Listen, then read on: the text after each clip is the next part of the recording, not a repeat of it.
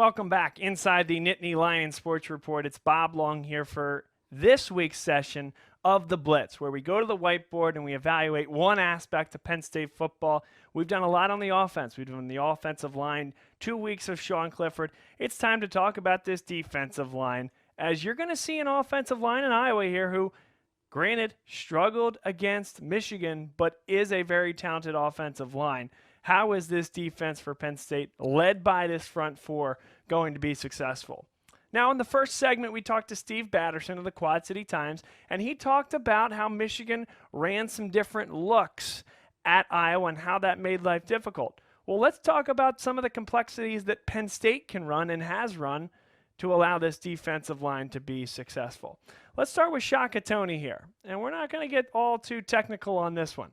This is a guy, Toney, who is just an upfield guy, getting north and south. He's taken on this offensive lineman, the left tackle, let's say, and he just has the speed to get upfield and beat this guy back here and allow him to get to the quarterback. He's great at getting upfield, taking a little swim, using the arm, hand-to-hand compact action to get into the backfield. He's just unbelievable in that respect. So he, I think, is the most athletic and quickest pure rusher that Penn State has. Of course, Gross-Matos on the other side can do some of those same things, but he's the most versatile defensive lineman that these Nittany Lions have. So yes, he can certainly beat his offensive tackle that he's going one-on-one against to the quarterback, and he'll do that many, many times. But he has a special skill set, being a defensive end with extremely long arms and a great physique for this, but also that brawn to go along with that exceptional quickness. And he can slide at times into this type of position where he's going to go alongside Robert Windsor. And now you can bring a secondary guy like Jason Oweh or Shane Simmons. We haven't seen a ton of him recently, but he's going to slide into a three-technique defensive lineman, draw this center and the guard, and all of a sudden that provides more holes over this way to get through this gap. Robert Windsor is now one-on-one. Gross-Matos, tremendous from an ability perspective to get in the midst of a defensive line and play either three-technique defensive tackle or defensive end. But let's again put Yetur Gross-Matos out here, and we're going to put Antonio Shelton. This is kind of the base four down lineman look that Penn State's going to use more often than not.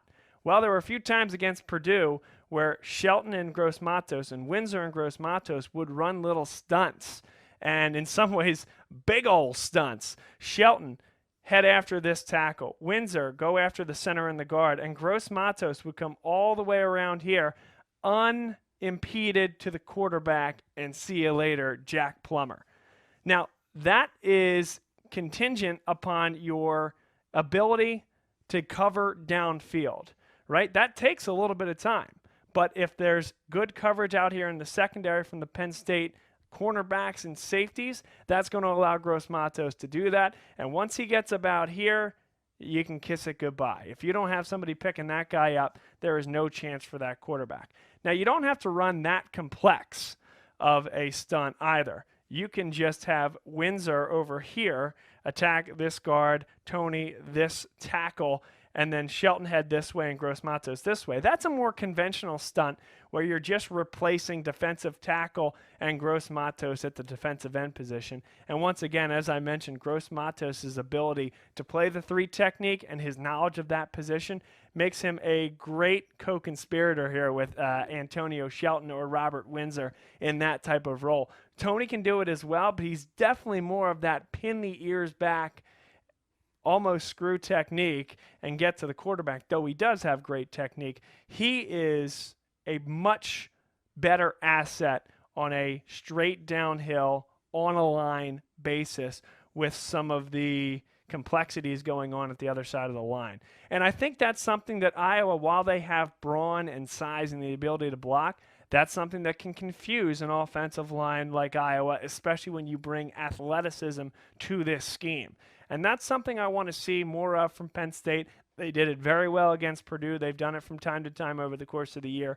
But this is the type of defensive front and this type of scheme where as these players get to work more and more with one another, as Tony plays more. Yetur Gross-Matos certainly played a lot. Windsor played a lot last year. Shelton getting a lot more time this year. This is becoming a very cohesive unit, but also one where you can bring guys in and out of that rotation. So the more snaps that each of these guys get together, the better it's going to be. PJ Mustafa is going to be in that equation. Fred Hanser, coming off that injury, has played well also. And I think it's getting to the point where the defensive coaches are trusting more and more of these combinations to throw some more complex sets and combine that with the athleticism as mentioned. It's going to make things more difficult for offensive lines going forward, and I think has a chance to be a real strength of this Penn State defense. So that is the Blitz segment here for tonight. We'll come back with a little bit more discussion and the picks coming up here on the Nittany Lion Sports Report.